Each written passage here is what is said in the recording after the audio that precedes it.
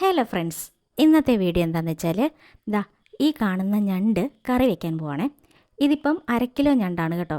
രാവിലെ മാരാമണ്ണ് പോയപ്പം കണ്ടപ്പോൾ വാങ്ങിച്ചതാണേ. ഇവിടെ 1 കിലോ ഞണ്ടിന് 300 രൂപയാണ് കേട്ടോ.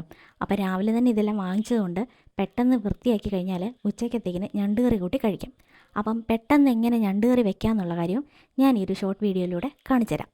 ഞണ്ട് കറി ഇഷ്ടമുള്ള ഒരാൾ ഇവിടെ ഉള്ളതുകൊണ്ട് ഇത് വാങ്ങിച്ചു കഴിഞ്ഞാലും ആൾ തന്നെ എല്ലാം വെട്ടി വൃത്തിയാക്കിയൊക്കെ എടുത്ത് തരുവേ.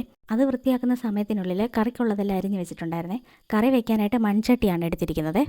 അതിലോട്ട് എണ്ണ ഒഴിച്ച് കൊടുത്തിട്ടുണ്ട്. അപ്പോൾ എണ്ണ ചൂടായപ്പോഴത്തേക്കിനും കടുക് കൂടെ പൊട്ടിക്കാനിട്ടു.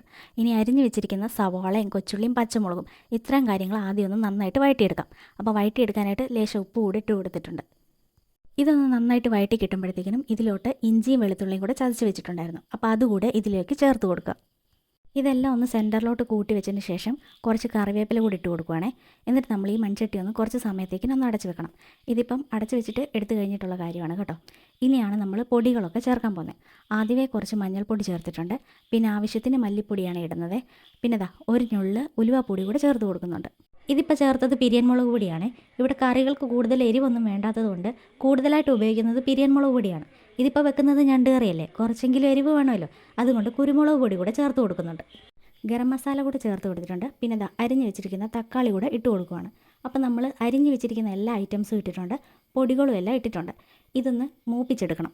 ഒരു ബ്രൗൺ കളറായി വരുമ്പോഴത്തേക്കിനും നമ്മുടെ മെയിൻ ഐറ്റമായ ഞണ്ട് ഇതിലോട്ട് ഇട്ട് കൊടുക്കുക. എല്ലാ ഞണ്ടിനെയും മസാലയിലോട്ട് ഇട്ട് കൊടുത്തിട്ടുണ്ട്. ഈ ചേർക്കുന്നത് ചൂടുവെള്ളമാണ്. വെള്ളം നേരത്തെ തന്നെ തിളപ്പിച്ച് വെച്ചിട്ടുണ്ടായിരുന്നു. അപ്പോൾ അതാണ് ഈ ചേർക്കുന്നത്. പിന്നെ മസാലയിൽ നമ്മൾ ആവശ്യത്തിന് ഉപ്പൊക്കെ ചേർത്തിട്ടുണ്ടായിരുന്നു. ഇനി ഞണ്ടിന് ആവശ്യമായ കുറച്ച് ഉപ്പ് കൂടെ ചേർത്ത് കൊടുക്കുകയാണ്. അപ്പോൾ അതാ കണ്ടോളൂ, ഞണ്ട് കറി റെഡി ആയിട്ടുണ്ടേ. വീട്ടിൽ മൊത്തത്തിൽ ഞണ്ട് കറിയുടെ ഭയങ്കര മണമായിരുന്നു.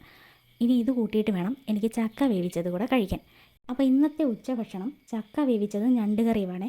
ചക്ക വേവിക്കുന്ന സമയത്ത് ഇവിടെ കറികളായിട്ടുണ്ടായിരിക്കുന്നത് മിക്കപ്പോഴും ചിക്കൻ കറി അല്ലെങ്കിൽ മീൻ കറി ആയിരിക്കും. അപ്പോൾ ഇന്ന് ഞങ്ങൾക്ക് ചക്കയും ഞണ്ടും ഒന്നിച്ച് കിട്ടിയ ദിവസമാണേ. അപ്പോൾ ദാ എന്തായാലും ഞാൻ ഈ ചക്ക വേവിച്ചത് ഞണ്ട് കറി കൂട്ടി കഴിക്കട്ടെ. പിന്നെ ഒരു കാര്യമുണ്ട്, ഞാൻ ആദ്യമായിട്ടാണ് ഞണ്ട് കറി കഴിക്കുന്നത്. അതുകൊണ്ട് തന്നെ മമ്മിക്ക് ഈ കഷ്ണങ്ങളൊക്കെ എനിക്ക് ഇട്ട് തരാനായിട്ട് ഭയങ്കര പേടിയാണ്. കാരണം ഞാനിത് കൊണ്ട് കളഞ്ഞാലോ എന്ന് വിചാരിച്ചിട്ട് ഞാൻ പറഞ്ഞു ഞാൻ കളയത്തില്ല, കഴിച്ചോളാം എന്ന് പറഞ്ഞിട്ടാണ് എനിക്ക് ആ പീസ് എടുത്ത് തന്നത്. കറിക്ക് നല്ല ടേസ്റ്റ് ഉണ്ട് കേട്ടോ. പിന്നെ മമ്മി ഉണ്ടാക്കുന്ന കറികളൊക്കെ നല്ലതാണെന്നുണ്ടെങ്കിൽ അപ്പം തന്നെ ഏതായാലും പറയാറുണ്ട്.